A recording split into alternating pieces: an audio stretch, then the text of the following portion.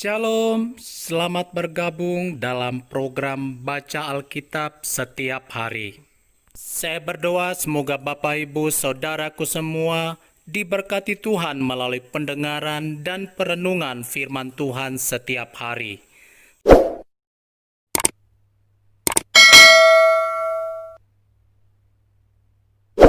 Satu Raja-Raja pasal 18. Obadja pegawai Ahab bertemu dengan Elia. Dan sesudah beberapa lama, datanglah firman Tuhan kepada Elia dalam tahun yang ketiga. Pergilah, perlihatkanlah dirimu kepada Ahab, sebab aku hendak memberi hujan ke atas muka bumi. Lalu pergilah Elia memperlihatkan diri kepada Ahab. Adapun kelaparan itu berat di Samaria. Sebab itu Ahab telah memanggil Obadja yang menjadi kepala istana. Obadja itu seorang yang sungguh-sungguh takut akan Tuhan. Karena pada waktu Izebel melenyapkan nabi-nabi Tuhan, Obadja mengambil 100 orang nabi, lalu menyembunyikan mereka 50-50 sekelompok dalam gua, dan mengurus makanan dan minuman mereka. Ahab berkata kepada Obadja, "Jelajahilah negeri ini, dan pergi ke segala mata air dan ke semua sungai. Barangkali kita menemukan rumput, sehingga kita dapat menyelamatkan kuda dan bagal, dan tidak usah kita memotong seekor pun dari hewan itu." Lalu mereka membagi-bagi tanah itu untuk menjelajahinya. Ahab pergi seorang diri ke arah yang satu, dan Obadja pergi ke arah yang lain. Sedang Obadja di tengah jalan, ia bertemu dengan Elia. Setelah mengenali dia, ia sujud serta bertanya, "Engkaukah ini, hai tuanku Elia?" Jawab Elia kepadanya, "Benar. Pergilah, katakan kepada tuanmu, Elia ada." Tetapi jawab Obadja, "Apakah dosa yang telah kuperbuat? Maka engkau hendak menyerahkan hambamu ini kepada Ahab, supaya aku dibunuhnya? Demi Tuhan Allahmu yang hidup, sesungguhnya tidak ada bangsa atau kerajaan yang tidak didatangi suruhan tuanku Ahab untuk mencari engkau. Dan apabila orang berkata, ia tidak ada, maka ia menyuruh kerajaan atau bangsa itu bersumpah bahwa engkau tidak ditemukan di sana. Dan sekarang engkau berkata, pergilah, katakan kepada tuanmu Elia ada. Mungkin terjadi apabila aku sudah pergi daripadamu, Roh Tuhan mengangkat engkau ke tempat yang tidak kuketahui. Kalau aku sampai kepada Ahab untuk memberitahukannya, dan engkau tidak didapatinya, tentulah ia akan membunuh aku. Padahal hambamu ini dari sejak kecil takut akan Tuhan. Tidakkah diberitahukan kepada tuanku apa yang telah kulakukan pada waktu Izebel membunuh nabi-nabi Tuhan? Bagaimana aku menyembunyikan 100 orang nabi-nabi Tuhan dalam gua, 50-50 sekelompok, dan mengurus makanan dan minuman mereka. Dan sekarang, mengapa engkau ini berkata, pergilah, katakan kepada tuanmu, Elia ada. Ia pasti akan membunuh aku." Jawab Elia, "Demi Tuhan semesta alam yang hidup, yang kulayani, sesungguhnya hari ini juga aku akan memperlihatkan diri kepadanya." Elia bertemu dengan Ahab. Lalu pergilah Obadja menemui Ahab dan memberitahukan hal itu kepadanya. Kemudian Ahab pergi menemui Elia. Segera sesudah Ahab melihat Elia, ia berkata kepadanya, "Engkaukah itu yang mencelakakan Israel?" Jawab Elia kepadanya, "Bukan aku yang mencelakakan Israel, melainkan engkau ini dan kaum keluargamu. Sebab kamu telah meninggalkan perintah-perintah Tuhan, dan engkau ini telah mengikuti para Baal. Sebab itu suruhlah mengumpulkan seluruh Israel ke Gunung Karmel, juga nabi-nabi Baal yang 450 orang itu, dan nabi-nabi Asyera yang 400 itu, yang mendapat makan dari meja istana Izebel." Elia di Gunung Karmel. Ahab mengirim orang ke seluruh Israel dan mengumpulkan nabi-nabi itu ke Gunung Karmel. Lalu Elia mendekati seluruh rakyat itu dan berkata, "Berapa lama lagi kamu berlaku timpang dan bercabang hati? Kalau Tuhan itu Allah, ikutilah dia, dan kalau Baal, ikutilah dia." Tetapi rakyat itu tidak menjawabnya sepatah kata pun. Lalu Elia berkata kepada rakyat itu, "Hanya aku seorang diri yang tinggal sebagai nabi Tuhan. Padahal nabi-nabi Baal itu ada 450 orang banyaknya. Namun baiklah diberikan kepada kami 2 ekor lembu jantan. Biarlah mereka memilih seekor lembu, memotong-motongnya, menaruhnya ke atas kayu api, tetapi mereka tidak boleh menaruh api. Aku pun akan mengolah lembu yang seekor lagi, meletakkannya ke atas kayu api, dan juga tidak akan menaruh api. Kemudian biarlah kamu memanggil nama Allahmu, dan aku pun akan memanggil nama Tuhan. Maka Allah yang menjawab dengan api, dialah Allah. Seluruh rakyat menyaut katanya, baiklah demikian. Kemudian Elia berkata kepada nabi-nabi Baal itu, pilihlah seekor lembu dan olahlah itu dahulu, karena kamu ini banyak. Sesudah itu panggillah nama Allahmu, tetapi kamu tidak boleh menaruh api. Mereka mengambil lembu yang diberikan kepada mereka, mengolahnya dan memanggil nama Baal dari pagi sampai tengah hari, katanya, ya Baal, jawablah kami. Tetapi tidak ada suara, tidak ada yang menjawab. Sementara itu mereka berjingkat-jingkat di sekeliling mezbah yang dibuat mereka itu. Pada waktu tengah hari, Elia mulai mengejek mereka, katanya, panggillah lebih keras, bukankah dia Allah? Mungkin ia merenung, mungkin ada urusannya, mungkin ia bepergian, barangkali ia tidur dan belum terjaga. Maka mereka memanggil lebih keras, serta menoreh-noreh dirinya dengan pedang dan tombak, seperti kebiasaan mereka, sehingga darah bercucuran dari tubuh mereka. Sesudah lewat tengah hari, mereka kerasukan sampai waktu mempersembahkan korban petang, tetapi tidak ada suara, tidak ada yang menjawab, tidak ada tanda perhatian. Kata Elia kepada seluruh rakyat itu, datanglah dekat kepadaku. Maka mendekatlah seluruh rakyat itu kepadanya. Lalu ia memperbaiki mezbah Tuhan yang telah diruntuhkan itu. Kemudian Elia mengambil 12 batu, menurut jumlah suku keturunan Yakub. Kepada Yakub ini telah datang firman Tuhan, engkau akan bernama Israel. Ia mendirikan batu-batu itu menjadi mezbah demi nama Tuhan, dan membuat suatu parit sekeliling mezbah itu, yang dapat memuat 2 sukat benih. Ia menyusun kayu api, memotong lembu itu, dan menaruh potongan-potongannya di atas kayu api itu. Sesudah itu ia berkata, penuhilah 4 buyung dengan air, dan tuangkan ke atas korban bakaran, dan ke atas kayu api itu.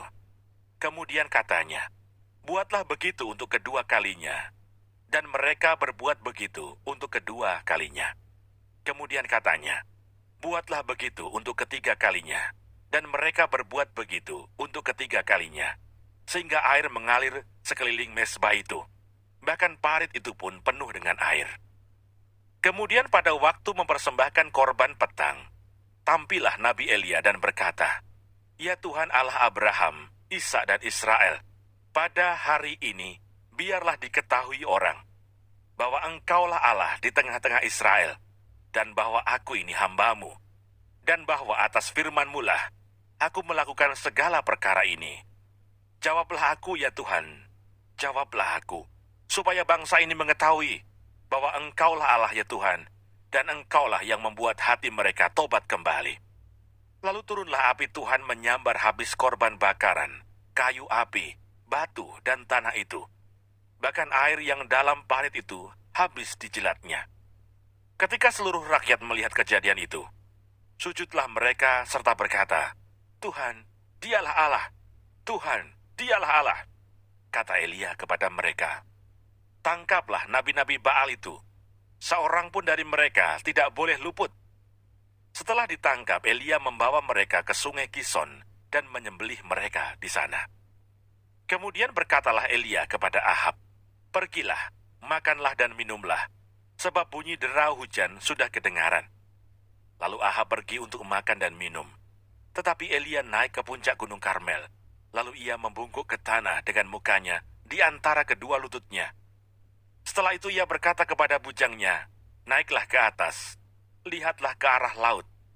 Bujang itu naik ke atas, ia melihat dan berkata, tidak ada apa-apa. Kata Elia, pergilah sekali lagi. Demikianlah sampai 7 kali. Pada ke-7 kalinya berkatalah bujang itu, wah, awan kecil sebesar telapak tangan timbul dari laut. Lalu kata Elia, pergilah, katakan kepada Ahab, pasang keretamu dan turunlah, jangan sampai engkau terhalang oleh hujan. Maka dalam sekejap mata langit menjadi kelam oleh awan badai, lalu turunlah hujan yang lebat. Ahab naik kereta, lalu pergi ke Yisrael. Tetapi kuasa Tuhan berlaku atas Elia. Ia mengikat pinggangnya dan berlari mendahului Ahab sampai ke jalan yang menuju Yisrael.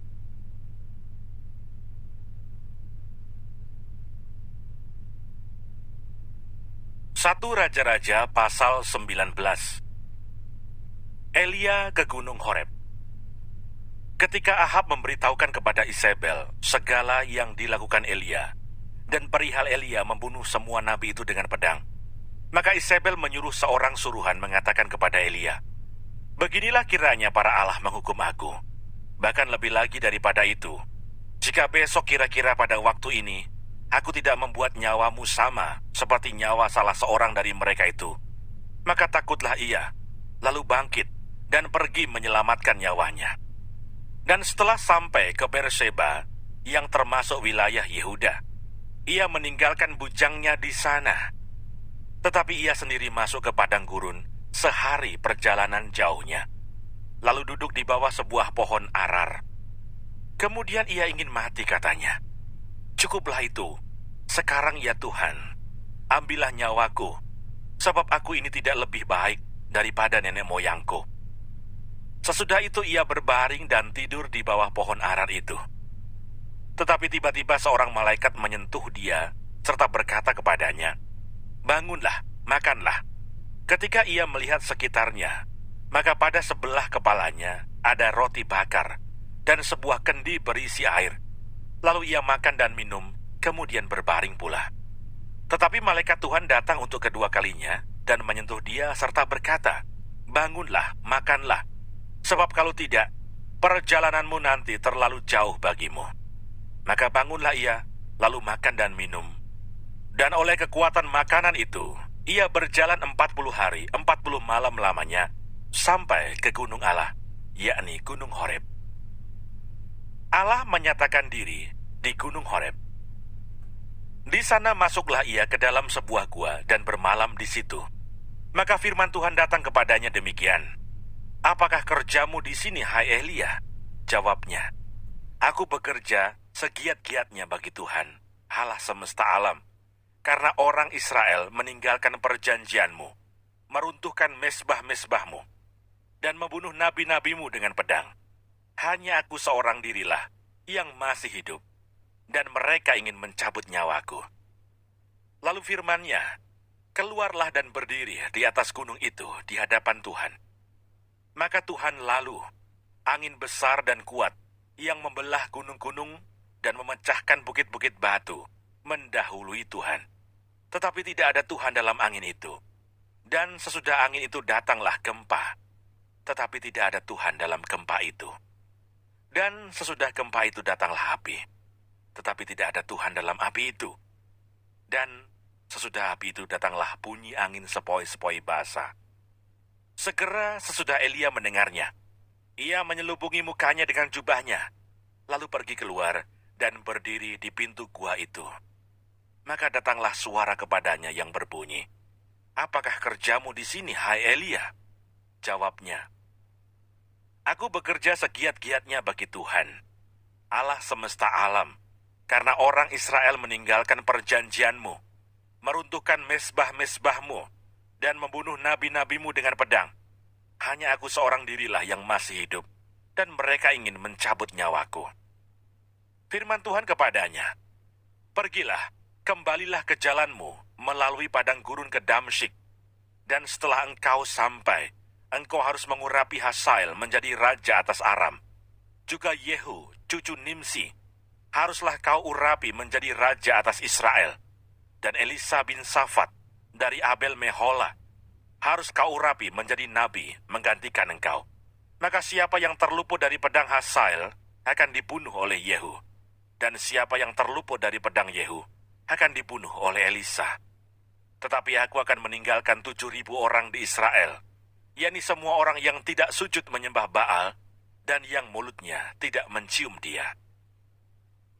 Elisa terpanggil.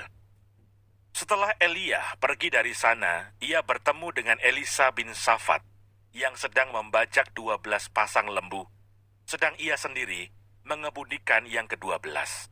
Ketika Elia lalu dari dekatnya, ia melemparkan jubahnya kepadanya. Lalu Elisa meninggalkan lembu itu dan berlari mengikuti Elia, katanya, "Biarkanlah aku mencium ayahku dan ibuku dahulu, lalu aku akan mengikuti engkau." Jawabnya kepadanya, "Baiklah, pulang dahulu, dan ingatlah apa yang telah kuperbuat kepadamu." Lalu berbaliklah ia daripada Elia. Ia mengambil pasangan lembu itu, menyembelihnya, dan memasak dagingnya dengan bacak lembu itu sebagai kayu api. Ia memberikan daging itu kepada orang-orangnya. Kemudian makanlah mereka. Sesudah itu, bersiaplah ia, lalu mengikuti Elia dan menjadi pelayannya.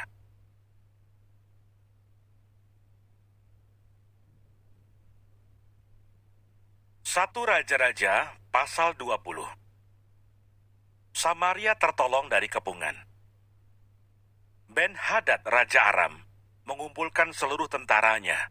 32 orang raja bersama-sama dia, beserta kuda dan kereta. Lalu ia maju, ia mengepung Samaria dan memeranginya.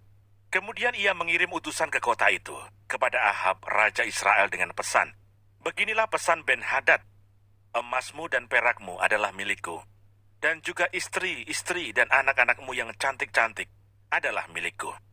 Raja Israel menjawab, katanya, "Seperti bicaramu itulah, ya tuanku raja. Aku ini dengan segala yang ada padaku adalah milikmu." Sesudah itu, utusan-utusan itu kembali dan berkata, "Beginilah pesan Ben-Hadad.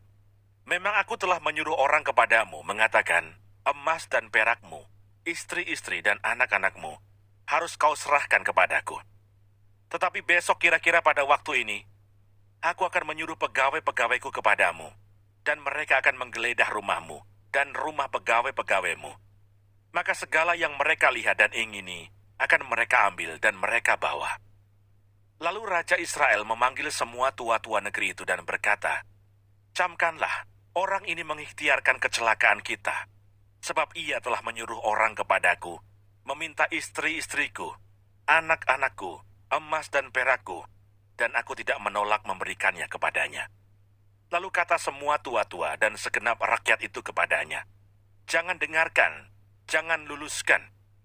Sebab itu ia berkata kepada utusan-utusan Ben-Hadad, "Katakanlah kepada tuanku raja, segala yang pertama kali kau suruhkan kepada hambamu ini, aku akan melakukannya. Tetapi tuntutan yang kemudian ini tidak dapat kupenuhi." Lalu pergilah utusan-utusan itu dan menyampaikan jawab itu kepada Ben-Hadad. Ben-Hadad menyuruh orang kepada Ahab dengan pesan, "Beginilah kiranya para Allah menghukum aku. Bahkan lebih lagi daripada itu, jika rakyat yang mengikut aku masih dapat menjemput segenggam penuh debu puing Samaria." Tetapi Raja Israel menjawab, katanya, "Katakanlah, orang yang baru menyandangkan pedang, janganlah memegahkan diri seperti orang yang sudah menanggalkannya." Segera sesudah Ben-Hadad mendengar perkataan itu, pada waktu ia sedang minum-minum dengan raja-raja di pondok, berkatalah ia kepada pegawai-pegawainya, "Aturlah barisanmu." Lalu mereka mengatur barisannya melawan kota itu. Tetapi tiba-tiba tampillah seorang nabi kepada Ahab, Raja Israel, serta berkata, "Beginilah firman Tuhan, sudahkah kau lihat semua orang yang sangat ramai itu? Bahwasanya pada hari ini, aku akan menyerahkan mereka ke dalam tanganmu, supaya engkau tahu bahwa akulah Tuhan." Lalu bertanyalah Ahab, "Dengan bantuan siapa?" Jawabnya, "Beginilah firman Tuhan, dengan bantuan orang-orang muda pengiring kepala-kepala daerah." Tanyanya pula, "Siapakah yang akan memulai perang?" Jawabnya, "Engkau." Kemudian ia menghitung jumlah orang-orang muda pengiring kepala-kepala daerah itu. Ada 232 orang banyaknya. Dan sesudah mereka itu, ia menghitung jumlah seluruh rakyat, yakni segenap orang Israel. Ada 7.000 orang banyaknya. Lalu mereka maju menyerang pada waktu tengah hari, sementara Ben-Hadad minum-minum sampai mabuk di pondoknya, bersama-sama dengan ke-32 raja yang membantunya. Ketika orang-orang muda pengiring kepala-kepala daerah itu maju menyerang lebih dahulu, maka Ben-Hadad menyuruh orang menyelidiknya, dan mereka memberitahukan kepadanya demikian, ada orang-orang maju menyerang dari Samaria. Lalu katanya, entah mereka datang dengan maksud damai, entah dengan maksud perang, tangkaplah mereka hidup-hidup. Sementara itu keluarlah mereka itu dari dalam kota, yakni orang-orang muda pengiring kepala-kepala daerah, dan juga tentara yang mengikuti mereka. Lalu mereka masing-masing membunuh lawan yang dihadapinya, sehingga orang Aram itu melarikan diri dan dikejar oleh orang Israel. Tetapi Ben-Hadad Raja Aram dapat meluputkan diri dengan naik kuda, beserta sejumlah orang berkuda. Juga Raja Israel maju, lalu memusnahkan kuda dan kereta itu, dan mendatangkan kekalahan yang besar kepada orang Aram. Lalu tampillah nabi itu kepada Raja Israel dan berkata kepadanya, "Baiklah, kuatkanlah hatimu, pertimbangkanlah dan pikirkanlah apa yang harus kau perbuat. Sebab pada pergantian tahun, Raja Aram akan maju menyerang engkau." Pertempuran dekat kota Afek. Pegawai-pegawai Raja Aram berkata kepadanya, "Allah mereka ialah Allah gunung. Itulah sebabnya mereka lebih kuat daripada kita. Tetapi apabila kita berperang melawan mereka di tanah rata, pastilah kita lebih kuat daripada mereka. Bertindaklah begini, pecatlah raja-raja itu, masing-masing dari kedudukannya, dan angkatlah bupati-bupati menggantikan mereka. Lalu kerahkanlah tentara sebanyak tentara yang telah gugur dari pihakmu itu. Demikian pula kuda dan kereta sebanyak yang dahulu. Marilah kita berperang melawan mereka di tanah rata. Pastilah kita lebih kuat daripada mereka." Raja mendengarkan usul mereka dan bertindak demikian. Dalam tahun yang berikutnya, Ben-Hadad memeriksa barisan orang Aram. Lalu ia maju ke Afek untuk berperang melawan orang Israel. Orang Israel pun memeriksa barisannya, dan setelah dibekali, mereka berangkat menghadapi orang Aram. Orang Israel berkemah di hadapan mereka, seperti dua kawanan kambing, sedang orang Aram telah datang membanjiri negeri itu.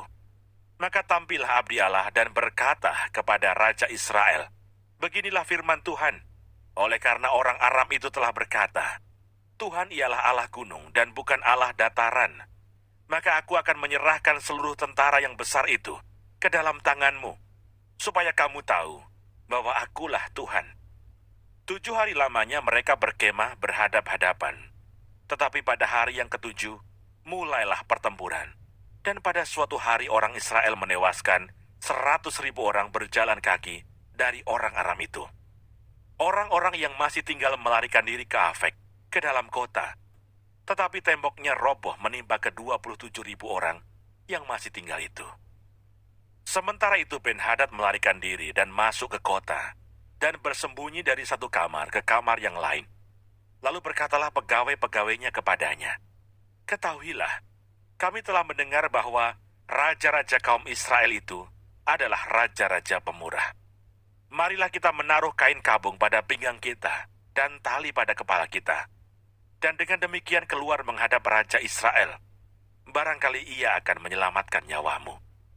Lalu mereka melilitkan kain kabung pada pinggang mereka dan tali pada kepala mereka. Kemudian mereka pergi menghadap Raja Israel sambil berkata, "Hambamu Ben-Hadad berkata, kiranya tuanku membiarkan aku hidup." Jawabnya, "Masih hidupkah dia?" "Dia saudaraku." Orang-orang itu menganggap hal itu sebagai tanda yang baik. Maka segeralah mereka berpegang pada perkataannya itu, lalu berkata, "Memang saudaramu Ben-Hadad." Sesudah itu berkatalah Ahab, "Pergilah, ambil dia." Jadi keluarlah Ben-Hadad, mendapatkan dia, lalu diajak naik ke atas kereta. Kata Ben-Hadad kepadanya, "Kota-kota yang telah diambil bapakku dari pihak bapamu akan kukembalikan. Engkau boleh juga membuat pasar bagimu di Damsyik, seperti yang dibuat bapakku di Samaria. Dan aku sendiri," kata Ahab, "akan membiarkan engkau pergi dengan perjanjian." Lalu ia mengadakan perjanjian dengan dia dan membiarkannya pergi. Nubuat tentang hukuman yang akan menimpa Ahab. Seorang dari rombongan nabi berkata kepada temannya atas perintah Tuhan, "Pukullah aku." Tetapi orang itu menolak memukulnya.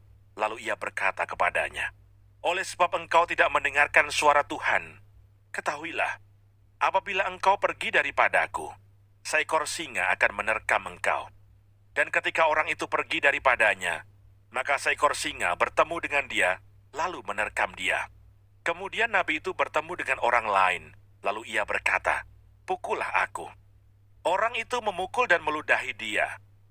Sesudah itu nabi itu pergi dan berdiri menantikan raja di jalan, sambil menyamar dengan membubuh kain pembalut pada matanya. Pada waktu raja lewat, ia mengadukan halnya kepada raja, katanya, "Ketika hambamu ini maju ke tengah pertempuran, tiba-tiba ada seorang meninggalkan barisan dan membawa seorang kepadaku sambil berkata, 'Jagalah orang ini. Jika ia hilang dengan cara bagaimanapun juga, maka nyawamu adalah ganti nyawanya, atau engkau harus membayar setalenta perak.' Ketika hambamu ini repot sana-sini, orang itu menghilang. Kemudian Raja Israel itu berkata kepadanya, 'Begitu jugalah hukumanmu. Engkau sendiri telah menetapkannya.' Lalu segeralah ia membuka kain pembalut itu dari matanya, sehingga Raja Israel mengenali dia sebagai seorang dari rombongan nabi. Kata nabi itu kepadanya, 'Beginilah firman Tuhan, oleh karena engkau telah membiarkan lolos orang yang dikhususkan bagiku untuk ditumpas, maka nyawamu adalah ganti nyawanya, dan rakyatmu ganti rakyatnya.' Lalu Raja Israel pergi ke istananya dengan kesal hati dan gusar. Maka sampailah ia di Samaria. Jangan lupa subscribe, nyalakan loncengnya, like, dan share. Terima kasih. Tuhan Yesus memberkati. Shalom.